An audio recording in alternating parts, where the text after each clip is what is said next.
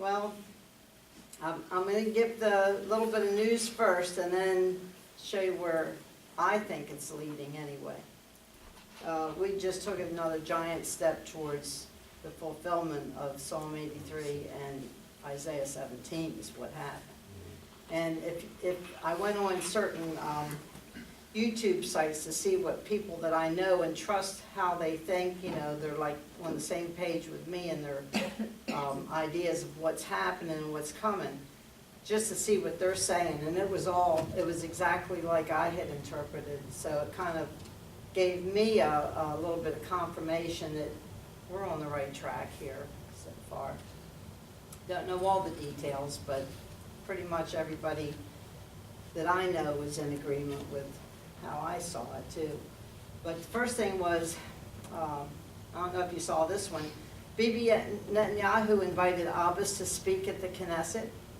Did you hear about that?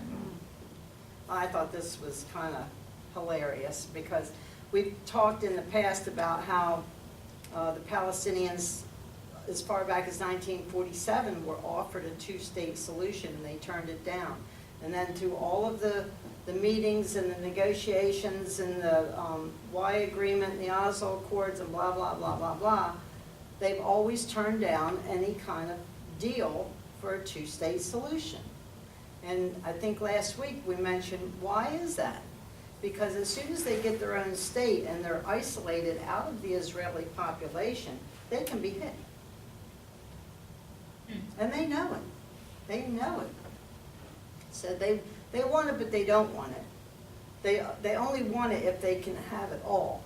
They don't want part of it. They were offered 85% of it during the Y agreement of the West Bank, turned it down. So, and then remember too, Ariel Sharon, when he caused his own people, the Orthodox settlers in Gaza to withdraw. And it seemed like, what in the world is he doing? He set up those settlements, helped set them up. Why is he doing that? Well, because he was getting his own people out of that area. Of course, then he had the stroke. And he's still hanging on. So, anyhow, the Palestinian Authority President Mahmoud Abbas said Friday that he would be willing to speak at the Knesset, but only on his terms. After Prime Minister Benjamin Netanyahu invited him to the Knesset. Why? I love this part. To recognize Israel as a Jewish state in order for the peace to be real. Abbas said, if Netanyahu comes up with an offer and then immediately puts forward his own terms, meaning that this and that should be said and so on, he would reject the invitation. However, if Netanyahu were to ask him to speak at the Knesset and say the things I want to say, Abbas said that he was ready to do it, but only in order to say what I want to say and not what he wants me to say. I mean, is this childish or what, you know? Abbas added that a Palestinian state with recognized borders would be created only when Israel realizes the need to establish peace in the Middle East. I mean, this is a joke. But see, people believe it. They hear it. They don't really know what's going on, so they believe it. And he stressed that the future state's capital would only be in Holy Jerusalem. He said he was confident that Palestine will undoubtedly become a full-fledged UN member state in the future. So Netanyahu has invited Abbas to speak in the Knesset, saying, and this is a quote from Bibi, and I call on him today, let's break the stalemate. Come to the Knesset. I will come to Ramallah. Come onto this stage and recognize the historical truth. So he just called Abbas's bluff. Remember when I said last week about why this two-state solution will never come to fruition? The Palestinians know that the day they become a state is the day that they open themselves up to annihilation. But it won't happen because they want it all. They still have not recognized Israel as a legitimate state in itself. That's why he won't come to the Knesset and say it. And he was invited to. So then on the Iranian deal this week, Iran would be allowed to produce the limited enrichment of uranium under tight restrictions, and heavy monitoring, plus get anywhere from $4 to $7 billion in withheld revenue from the sanctions that have been put in place all this time. And Iran's President Hussein Rouhani hailed the agreement, saying it would open new horizons, which to me sounds like just like the new horizons that Obama promised in Hope and Change. It's the same thing. In other words, lies. And what is Washington, also known as Congress, doing? Well, there's a push by the lawmakers to ignore President Barack Obama's pleas and pass yet more sanctions on Iran if there is no deal. Well, this was the day before that came out. Or one that seemed too soft. But where are they now since the deal's been signed? What are they doing? Nothing. Nothing. But then there's John Bolton. How many love John Bolton? I love John Bolton. He should be the president. You know who he is, don't you? The UN. He was a UN inspector, and he knows what's going on over there. Despite talks this week in Geneva between Iran and the 6 world powers, the Islamic Republic's abandonment of its nuclear weapons program is not going to happen, he said. He also asserts that the Obama administration's belief that a nuclear Iran can be contained the way the United States contained the Soviet Union during the Cold War is a bad misreading of history and very dangerous. This is John Bolton speaking. At least he's speaking. Congress isn't saying nothing.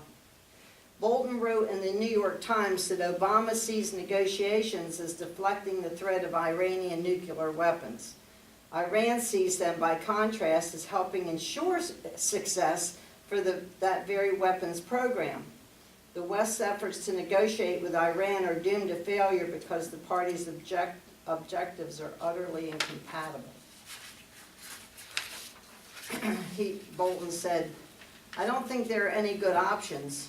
If 10 years ago we had started on a very stringent program of economic sanctions that were universally applied and enforced militarily, then it might be possible that the sanctions could have driven Iran to give up the nuclear weapons program. But that's not going to happen now. The program is too close to its objective of deliverable nuclear weapons. Iran wants relief from the sanctions, which is understandable, but not at the price of giving up their nuclear weapons program. That's why the objectives of the United States and Iran are completely irreconcilable. Iran can see these negotiations as a way to buy time. That's all they're getting. And to get some relief from the sanctions and basically continue to make progress on the nuclear program. So they're happy to make superficial concessions. They're happy to string this thing along because it just leads them ever closer to their objective. And I think Bolton has more brains in his little finger than Congress does altogether. And then there was Netanyahu's reaction to the deal. Netanyahu opened Sunday's weekly cabinet meeting by mounting a sharp attack on the deal. This is in the Knesset in Israel. He stated, for the first time, the world's leading powers have agreed to uranium enrichment in Iran while ignoring the UN Security Council's decisions that they themselves led. Sanctions that required many years to put in place contain the best chance for a peaceful solution. These sanctions have been given up in exchange for cosmetic Iranian concessions that can be canceled in weeks, and they will be.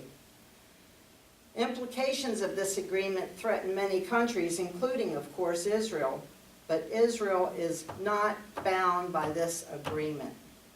That's what he said. What was achieved last night in Geneva is not a historic agreement. It is a historic mistake. And I saw a picture on, I think it was Haaretz newspaper.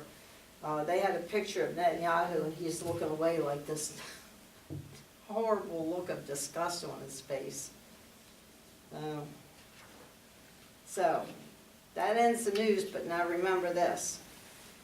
John Kerry's demand to complete final status agreement talks within 9 months, now only 5 months away in April. Passover. And now on Saturday night, Obama broke in the TV with the deliberate 10:30 p.m. news alert that the deal had been reached on Iran's nuclear program to let them continue.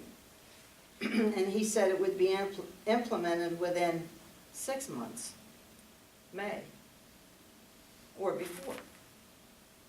The first of the blood moon tetrads will be seen at Passover in April. Does anybody see the prophetic significance of what's coming down the pike? All of these things are converging on one timeline. So with that question hanging in the air, let's take a look at Psalm 83, Isaiah 17, and Ezekiel one more time. When will Isaiah 17, where Damascus, the oracle against Damascus, be destroyed? And will it happen before the rapture of the church? Syria is not listed among the participants in the Battle of Ezekiel 38. Remember we said Psalm 83 and Isaiah 17 seem, and more people are saying this, they seem to be coming together more as in conjunction with one another. If one happens, the other's going to follow, or at the same time, whatever. One's going to cause the other. It's only afterward that Ezekiel 38 will happen in response to the fulfillment of Psalm 83 and Isaiah 17. Of course, Psalm 83 in the book of Obadiah predict the annihilation of the people of Edom, who are the Palestinians.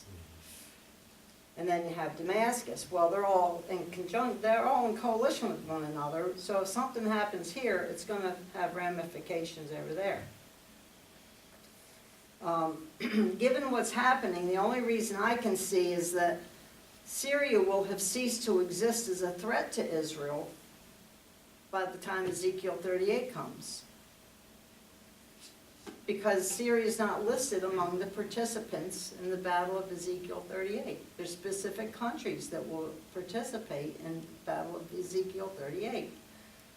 If Syria is not mentioned, why not? They're the whole seat of the terrorist activity everywhere. So where are they? It's just like the United States. How come the United States isn't seen in any of this? Because we're about ready to collapse inwardly. We're going to implode economically and everything else. So is Syria, the United States, gone? I mean, for all intents and purposes. And if the rapture happens in conjunction with or shortly before Ezekiel 38 takes place, the rapture itself, if the country hasn't already collapsed by then, it'll collapse when the rapture happens. Because most of the world's Christians are in this country. And they're in all parts of the government, the schools, the businesses, the banks, everything that's going on in the United States, there's Christian people in it. And the majority of us are here. If we're taken out of that, away, out from that hour of temptation that's coming on the world, what's going to happen to this country then? And I'm not talking just about the physical aspects of the accidents and destruction and all that'll happen, like when the rapture happens, planes, buses, cars, whatever, it's just going to crash and burn and whatever. I'm talking about morally, ethically, politically, you name it. Every single aspect of our country is touched by Christianity in some way.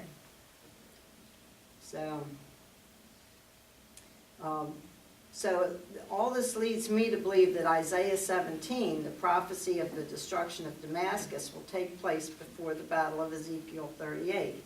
And in fact, I think we're in the early stages of its fulfillment right now, because certain things have to happen. Nothing's imminent. Everything has a set plan by God that this has to happen before that happens, and it's in His anointed time, the appointed times for these things to happen. So what we're seeing might cause us to shudder, it might cause us to, wring our hands or slap ourselves on the forehead, but it's part of the plan. And I use that to calm myself down when I see certain things happening, like this Iranian deal. It's like, oh, you know, a bunch of idiots. But really, it's got to come to that. It's got to come to that before anything else happens. So then that calms me down because I think God's in control of it. So, and I always think of what Esther says during the festival of Purim, when she has to go into the king, she says, if I perish, I perish. It's just the way it is. So, it would only take one or two wrong moves on somebody's part to escalate the war in Syria, which Assad is winning, by the way. The rebels are falling by the wayside.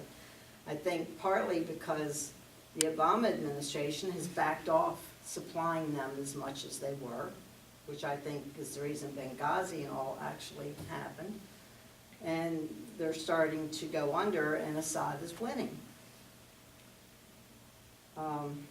Which has to happen too, because it's got to get to the point. It's got to come to the boil and just, you know, cause something to happen, like maybe overflowing into the Golan. They've already, I can't think of his name, over in the Knesset, he already has said if this spills over into the Golan Heights, we're going to strike back with full force. Where's the Golan Heights? Have you read or heard of Damascus Countdown? Yes. That I can't think of his name, Joel something, I can't think of his name. But he has like a blog and he updates. Joel Osteen. Not Osteen, because that's the word No, that, he wouldn't do that. you know, yeah. I was gonna This say, guy's that a- surprised about me. that. This Stay shallow, my friends. guy's he's a messing out. Did you see that one, that cartoon? And Yeah. he's written a book based on studying Ezekiel. I know who you're and talking Isaiah. about. What's his I And- know who you're talking about too, because I know the book. Once this there everything that he's written in his fiction book is fallen right down the pike, and he said he believes that Israel's going to make a preemptive strike against Damascus, and that's going to fulfill the prophecy where no Are you talking about David Dolan? no, it's Joel something. Yeah. It's a Jewish last name. I can't think of it. Can't think of it either. No, it's like it sounds like Olstein, but it's like Epps. I can't think of it. Can you? And he wrote a couple Do you books. think of his? I don't have that the internet on my phone to look it up. Yeah. You know, but he Yeah. said that once, from what he's studied, and and it seems to all be falling right down the pike. Like his book's coming right off the pages, and he believes that Israel's going to make a preemptive strike on Damascus. No stone will be left on top of another, and that's when the tribulation will begin. Well, not Rosenberg. quite. Yeah, Joel Rosenberg. There's a little bit that's of time his. in there. That's his. Is that who it is? Yeah. What's his last name? Rosenberg? Rosenberg. Oh, yes, yeah. Joel C. Joel Rosenberg. Rosenberg. And he has like. I think I have the book. Yes. I think I have Yeah. the book Was at it home. Joel Rosenberg? Yeah. Damascus Countdown? Yeah. Because I just subscribed to his blog because he will take these things you're reading on the news and he emails them to you and then gives you the verses that they're fulfilling, like right next. You know what I'm saying? Yeah. Oh, that's cool. Yeah. It's I'll have pretty to cool. go on that. Yeah. Yeah. He's, I fall right in line behind him. I mean, he's right on. He's right on. When I start looking up things like I was when I was doing this, I find these people that in my head I know what I want to say, but then they put it out so plainly and clearly. It's like, why couldn't I say it like that? But it's what I know, what I feel. You Like know? I heard Same you train of kind of thought. saying, and The same it made thing. me think what he. Right, because I have that book. Because you Yeah, have all I've the read it. pieces, but it's hard to lay it all out in pieces that fit cohesively. But that guy, I don't know, he's Right. been doing this for like. Well, there's oh, another one, Yeah. David Dolan. He's a journalist. He's an American, but he's lived for 20-some years over in Israel too. And he goes on speaking tours in churches and stuff. And he wrote a couple of books that were fiction, but he based them off of the scriptures and off of prophecy, because he's basically a prophecy teacher as well. And everything he wrote, if you go back and look at the book, it's coming right off the pages, like you said. So, a little background on Damascus to help us understand a little more where this is headed was the city of Damascus is mentioned 60 times in the Bible from Genesis to Acts. Abraham's chief servant Eleazar was from Damascus. The Apostle Paul spent his first days as a Christian in Damascus. And according to Josephus, Damascus was founded by Uz. I always said Uz, like Uz. Yeah. Uz. So it's ooze. It's Uz because the U in Hebrew is 2 O's. Oh. Ooh. The soldier that I worked with over in Israel in the kitchen, and then he came over and stayed with us for about a month. His name was, I still say Uriel. It's Uriel. And he'd always laugh at me because he says, it's Uriel. It's Uriel, not Uriel. Mhm. So in Damascus was founded by Uz, the first son of Aram, who was the 5th son of Shem. And according to Job 1:1, Job was from the land of Uz. Throughout its history, Damascus has been conquered many times, most notably by the Israelites, the Assyrians, the Babylonians, the Persians, the Greeks, the Nabateans, the Romans, the Byzantines, the Mamelukes, and the Ottoman Turks, most recently in the 15th century. But the city itself has always survived and is now claimed to be the oldest continuously inhabited city in the world. The best known prophecy about Damascus is Isaiah 17, called an oracle against Damascus. Its 14 verses go back and forth between the Assyrian conquest in the 8th century BC and a battle that has not taken place yet. One reason we know this is because Isaiah 17 says, "See, Damascus will no longer be a city, but will become a heap of ruins, never to be inhabited again." It speaks of a battle that will mark the end of Damascus, something scholars agree has not happened. Other verses in Isaiah 17 confirm a future fulfillment of this destruction. Specifically, verse 7 tells us that after the destruction of Damascus, men will look to their Maker and turn their eyes to the Holy One of Israel. Well, it'll start slowly turning them around, but they'll actually do their big turnaround in Ezekiel 38, because that'll be supernaturally won by God himself for them. Right now, it's the IDF who are gearing up in preparation for these two fulfillments of these two prophecies. Verse 9 tells of their strong cities, which they left because of the Israelites, becoming like places abandoned to thickets and undergrowth. All will be desolation. But in the 8th century, no one turned back to God, and it was the Israelites who were forced to leave. So you see the difference in what they're speaking about, the two battles, is going to be just the opposite. Currently, there are 3 wars going on in Syria, any one of which could lead to the fulfillment of Isaiah 17. This is where we're at right now. The obvious one is the civil war that's been going on for the last 2 years, and as many as 80,000 have died in this war to oust President Assad from power. There's also a secondary war that's becoming more critical, and that's an effort underway by Iran and the Hezbollah to widen the Syrian conflict into Lebanon, Jordan, and Israel. All parties involved believe this effort could explode into the regional war at any time.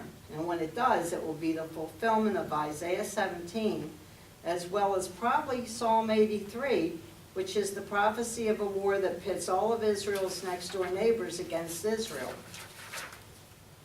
and from which Israel will emerge victorious. Hezbollah officials constantly confirm that Syria is serious about expanding the war into the Golan Heights, territory Israel regained from Syria in 1973. And remember, I told you when we're up in here, this is the Golan Heights. We were only a 20-minute tank ride to Damascus. That's how close it is. And it's already been spilling over.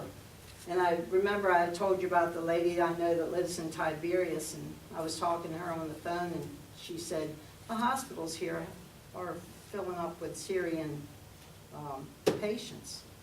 I don't know how they're bringing them in, but sometimes I think Israel has more compassion than brains, you know? Well, they were helping the people in the Philippines too, that. Yeah, they're called, the green uniforms or something like that. It's a contingent of these people that go in and help with disaster relief in Israel. When, what war took place? Or battle or whatever, what disaster took place? Where was the big earthquake over there a couple of years ago? I can't remember. Israel went in there because that was the year I was packing, refreshing the backpacks for first aid backpacks, surgical backpacks and all that.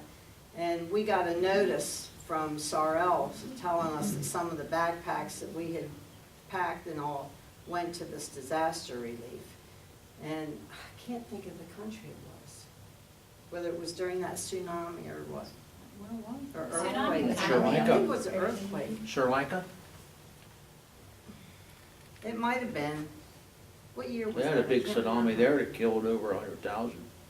The tsunami was right after It wasn't a Katrina. tsunami, it was That an was- earthquake or There was the something. one down in South Africa, one in Chile. No, it wasn't that one. Haiti, Thailand. Well, anyway, they accepted the backpacks, but they wouldn't let the relief teams in because they were Jews.